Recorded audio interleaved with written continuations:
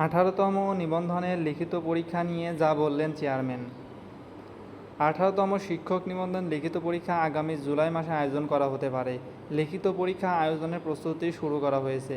সম্প্রতি বেসরকারি শিক্ষক নিবন্ধন ও প্রত্যয়ন কর্তৃপক্ষের এনটিআরসি এর চেয়ারম্যান সাইফুল্লাহিল আজম এই কথা জানান। 18তম শিক্ষক নিবন্ধন লিখিত পরীক্ষা আয়োজনের বিষয়ে এনটিআরসি এর সচিব ওবায়দুর রহমান বলেন, 18তম নিবন্ধনের লিখিত পরীক্ষা জুন মাসে আয়োজনের পরিকল্পনা ছিল, তবে প্রশ্নপত্র ছাপানোর কাজ একটু দেরিতে শুরু হওয়ায় পরীক্ষা জুলাই মাসে আয়োজন করা হবে।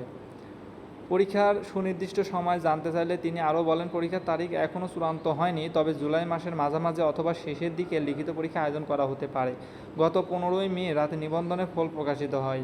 এ পরীক্ষায় অংশগ্রহণের জন্য 18,65,000-এর বেশি প্রার্থী আবেদন করেছিলেন, তবে অংশগ্রহণ করেন 13,40,833 জন।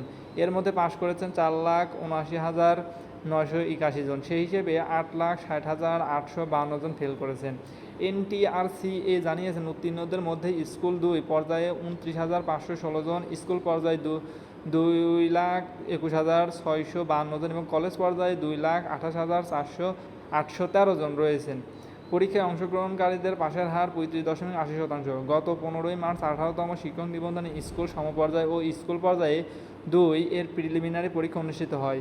এদিন সকাল 9:30 থেকে সকাল 10:30 পর্যন্ত দেশের 8টি বিভাগের 24টি জেলা শহরে পরীক্ষা নেওয়া হয়েছিল। একই দিনে বিকেল 3:30 থেকে 4:30টার মধ্যে কলেজ পর্যায়ে পরীক্ষা অনুষ্ঠিত হয়।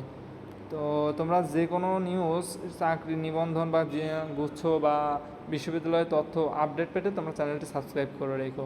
সকলে ভালো থেকো, আল্লাহ হাফেজ।